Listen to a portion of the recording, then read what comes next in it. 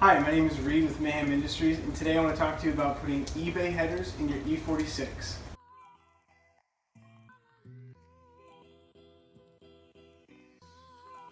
One of the first things we need to do is to jack up the car. Since this car is lowered, it's going to take a little more time.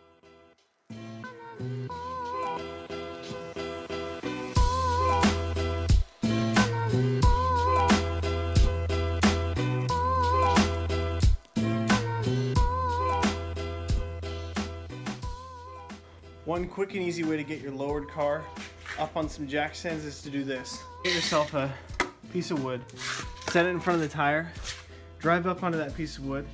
That way it raises the level of your car and you can get your jack underneath your jacking point of the car.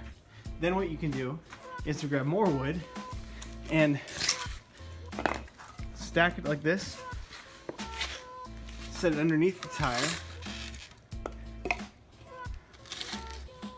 Then simply let the jacks down, and it rests on here, giving you enough space to get underneath the front of the car or wherever else you might need a jack. It's not super safe, but it'll get you there, and just do it quickly.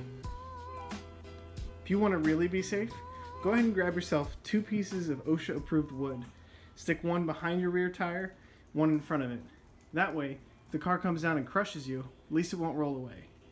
Whenever you use jack stands, or if you're just using a jack, one thing you always want to do is your shake test. Since you're going to be spending your time under there, grab the car, give it a shake. If it doesn't move or you feel comfortable getting under it, you're good to go. Before we get into kind of where the nuts and bolts are, I just wanted to kind of give you guys a rundown of the tools that I found were useful for me. I would recommend going to Harbor Freight and just getting a bunch of extensions. Again, you may not use all these, but these were what was helpful for me.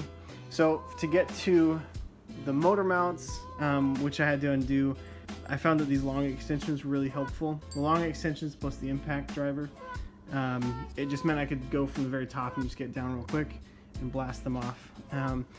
The crescent wrench, that was super helpful for getting the O2 sensors out. I would say the most important tool that you will want is an open-ended wrench with a ratcheting side on the back. It's an 11, so all the bolts for the headers are going to be 11s. If you don't have an 11, a 7/16 will work for you as well. So this was super helpful. I would say I got most of the bolts on the headers with this, on and off. The other things that are helpful is a small ratchet for those tight spaces, a little larger ratchet for those bolts that are a little bit tougher to get off, a 1/4 inch ratchet. These are both 3/8. This one's 3/8 and a 1/4. Then I get a swivel, a bunch of extensions, and then what you're going to want is a deep socket 11, a shallow socket 11, 1/4 inch 11, and then a 13. This is to take off the arm on the passenger side. This takes off the arm that connects the engine to the motor mount. And then this is a 16. This takes off the bolts on the motor mounts. But that's pretty much all that I use the entire time. I would definitely say that this open-end ratchet, or open-end wrench with the ratcheting closed end on the back there was the most helpful. So as you guys start getting into the, taking off bits from the car, I would take out the EGR pump that's right here usually, and then take out your windshield washer reservoir or windshield fluid, whatever that's called. I don't actually have one, but I did take off this EGR pump, or the exhaust gas. This guy right here, you don't need it. Feel free to, obviously put it back. If you take it off, you will get like a light on your dashboard. And you want to make sure, so this piece connects to the engine, so you actually have to create a piece to just cover up this little hole. So for that, I made this little guy right here, and basically just grabbed a piece of 1/8 inch steel, cut it, drilled some holes in it, and I used the gasket that came with comes off of this guy here, and just put it behind there, bolted it on. So that way I get rid of that, and also I don't have to put it back. So yeah, you don't need it. Go ahead and leave it off, and you should be fine. Now as you start getting into the bolts, obviously I have the eBay headers in here at the moment, but it's a pretty tight space, especially on top. And if you look at the back, you'll see that I have a heat shield here. A little hard to see, but that heat shield, there will be one on the front as well. Mine broke, so I left it off. But you can get a lot of these from the top bolts at least. Those heat shields, you can kind of pry them up a little bit. Don't worry about ruining them. If you can't get it back on, it's not a big deal. But back in the corner there, it gets really tight. So if you know someone that has small hands, that was a good time to call them. But you can get most of these from the top. It just takes time, patience, and just lots of patience. You'll notice I have two O2 sensors here. I'll kind of go into that in a little bit, but basically those are the two rear O2 sensors. After you do this, you don't have to put them back in. Typically the eBay headers, in order to get the rear spots where you screw in the O2 sensors to work, you have to cut and re-weld them. I didn't really want to do that, so I just left them there. But I do have the front ones in, which are the ones you need. So yeah, most of these can come off the top. I use a ratchet on top for most of these. And so yeah, we'll go underneath and take a look under there. So just to give you guys like a frame of reference here, these are the stock headers that I took off. I don't know if you guys can see this very well. Maybe we can see, so this one is on the front of the engine, and this one's near the rear of the engine. One of the things that's helpful, and I hope that this is, I hope my hand's steady enough, but you can see there's 4 bolts on top. There's 2 on that corner there, so that would be the furthest most forward section. And then on the rear there's 2. But if we look at this here, I can flip this around here for you. You can see that there's several spots where there's no bolts. So like right here, here, here, and here.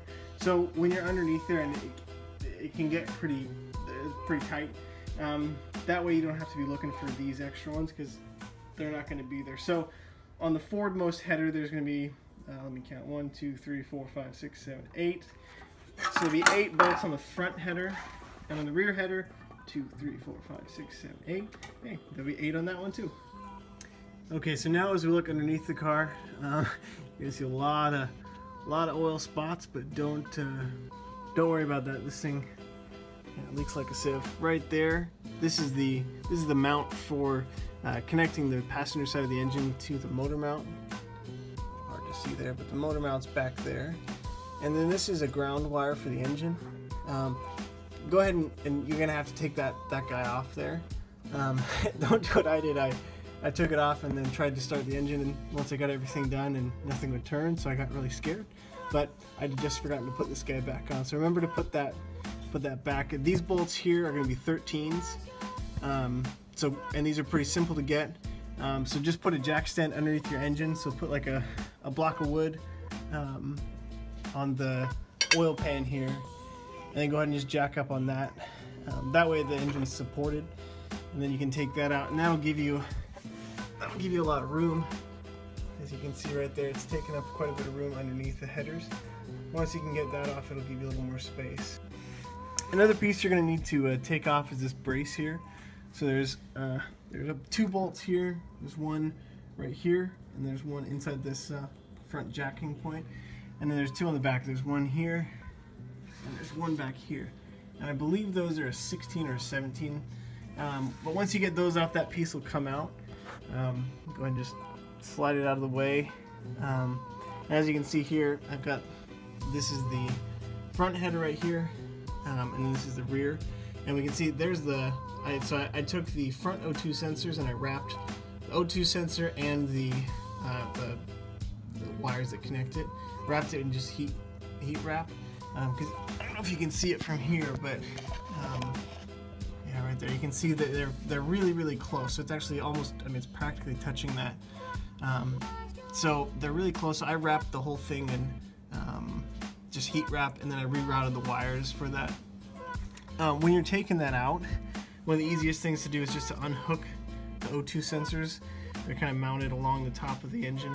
If you just unhook the wires, they'll kind of hang down, and then you can actually take the headers all the way out and then undo them from the headers, which makes it a lot simpler. I didn't have a tool to get them out, but as you can see, everything's pretty tight. So here's another angle of the O2 sensors. So you can see the one on the right hand side is kind of actually, I mean, it's smashed up against the firewall, and the other one's pretty close to it. that's why I didn't put them in. Again, you don't need them.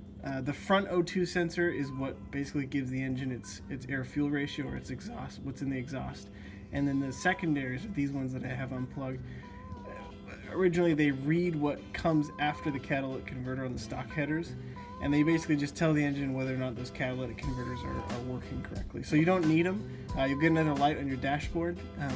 But if you do want to install them, you basically just have to cut them and then re-angle where those mounts are so you can actually get them to screw in there. When you're taking these headers on and off, you'll want to take this first header off first, so the one that's closest to the front of the engine, and then you'll want to move to the rear, and that way you can get them out easily. Up here is where you can undo some of the wiring for the O2 sensors. Mine's already gone and I rewired it in the back there. But if you undo the wiring there, and you can kind of see that heat wrap piece at the back, that's my O2 sensors that are going down there. But if you undo that, then you can actually get them out and undo the O2 sensors with the headers almost out of the car. So if you don't have like an O2 sensor socket or something, that makes it a little simpler. Then when you go ahead and reinstall them, install the rear header first and then the front header. So it's just the reverse order of that. And that'll make it, I mean, that's the only way you can do it. But yeah, that'll be the order you want to take those on and off with. One thing that I would recommend is when you're installing the new headers, before you actually go ahead and start bolting everything in, make sure you mock them up just to see if everything fits. Check the flanges that mount the rest of the exhaust to the bottom of the headers there. Sometimes the eBay headers are flipped or they're not perfectly aligned, so just go ahead and check those things first. And I would take one of the studs from when you remove the old head or the stock headers, put one of those studs back in, that way you can kind of hang the headers on there. It also makes it a little simpler when you're installing the new headers to get the gaskets to stay up there. But that'll make it a lot simpler, and at least, you know, always check before you start putting a bunch of work into something that may not fit. This is eBay, so you know, don't test your luck. So as you can see, none of it's really that complex. It just does take a lot of time. Take your time, be careful, get every bolt. It's going to take a while. It took me longer than I thought it would. There's going to be points where you're there and you're upset at it and you'll want to stop.